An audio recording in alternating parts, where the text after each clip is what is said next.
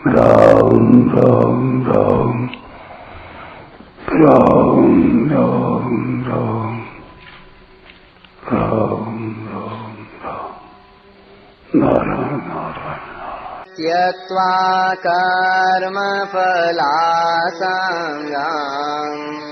नित्य तृप्तो निराश्रयः कर्मण्यभिप्रवृत्तोऽपि नैव किञ्चित् करोति सः।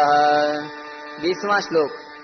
जो कर्म और फल की आसक्ति का त्याग करके आश्रय से रहित और सदा तृप्त है, वह कर्मों में अच्छी तरह से लगा हुआ भी वास्तव में कुछ भी नहीं करता।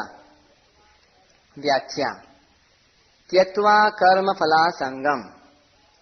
जब कर्म करते समय कर्ता का यह भाव रहता है कि शरीर आदि कर्म सामग्री मेरी है, मैं कर्म करता हूँ, कर्म मेरा और मेरे लिए है तथा इसका मेरे को अमुक फल मिलेगा, तब वह कर्म फल का हेतु बन जाता है। कर्मयोग से सिद्ध महापुरुष को प्राकृत पदार्थों से सर्वथा संबंध विच्छेद का अनुभव हो जाता है। इसलिए कर्म करने की सामग्री में, कर्म में तथा कर्म फल में किंचन मात्र भी आसक्ति न रहने के कारण वह कर्म फल का हेतु नहीं बनता। सेना विजय की इच्छा से युद्ध करती है। विजय होने पर विजय सेना की नहीं, प्रत्युत राजा की मानी जाती है, क्योंकि राजा ने ही सेना के जीवन निर्वाह का प्रबंध किया है, उसे युद्ध करने की सामग्री दी है और उसे युद्ध करने की प्रेरणा की है, और सेना भी राजा के लिए ही युद्ध करती है।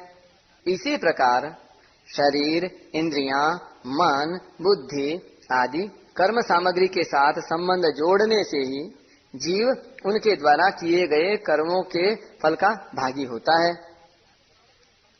कर्म सामग्री के साथ किंचन मात्र भी संबंध न होने के कारण महापुरुष का कर्म फल के साथ कोई संबंध नहीं होता। वास्तव में कर्म फल के साथ स्वरूप का संबंध है ही नहीं, कारण कि स्वरूप चेतन, अविनाशी और निर्विकार है, परंतु कर्म और कर्म फल दोनों जड़ तथा विकारी हैं और उनका आरंभ तथा अंत होता है। सदा स्वरूप के साथ न तो कोई कर्म करता है तथा न कोई फल ही रहता है। इस तरह यद्यपि कर्म और फल से स्वरूप का कोई संबंध नहीं है, तथापि जीव ने भूल से उनके साथ अपना संबंध मान लिया है। यह माना हुआ संबंध ही बंधन का कारण है। अगर यह माना हुआ संबंध मिट जाए तो कर्म और फल से उसकी स्वतः सिद्ध निर्लिप्तता का बोध हो जाता है। निराश्रयः। देश, काल, वस्तु, व्यक्ति, परिस्थिति आदि का किंचन मात्र भी आश्रय न लेना ही निराश्रय अर्थात आश्रय से रहित होना है। कितना ही बड़ा धनी राजा महाराजा क्यों न हो, उसको देश, काल आदि का आश्रय लेना ही पड़ता है, परंतु कर्मयोग से सिद्ध महापुरुष देश, काल आदि का कोई आश्रय नहीं मानता। आश्रय मिले या न मिले इसकी उसे किंचन मात्र भी परवाह नहीं होती, इसलिए वह निराश्रय होता है। नित्य तृप्तः। जीव आत्मा परमात्मा का सनातन अंश होने से सत स्वरूप है। सत का कभी अभाव नहीं होता, ना भावो विद्यते सतः।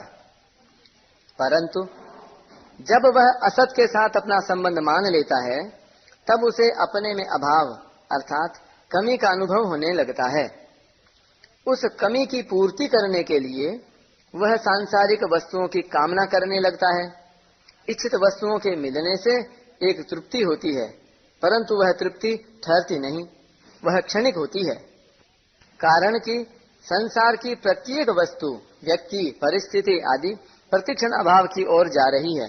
अतः उनके आश्रित रहने वाली तृप्ति स्थायी कैसे रह सकती है? सत वस्तु की तृप्ति असत वस्तु से हो ही कैसे सकती है?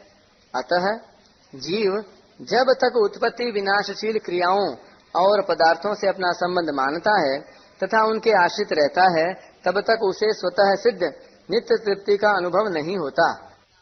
कर्मयोग से सिद्ध महापुरुष निराश्रय अर्थात संसार के आश्रय से सर्वथा रहित होता है, इसलिए उसे स्वतः सिद्ध नित्य तृप्ति का अनुभव हो जाता है। तीसरे अध्याय के 17वें श्लोक में आत्म तृप्तः पद से भी इसी नित्य तृप्ति की बात आई है। कर्मण्यभि प्रवृत्तोपि नैव किंचित करोति सः।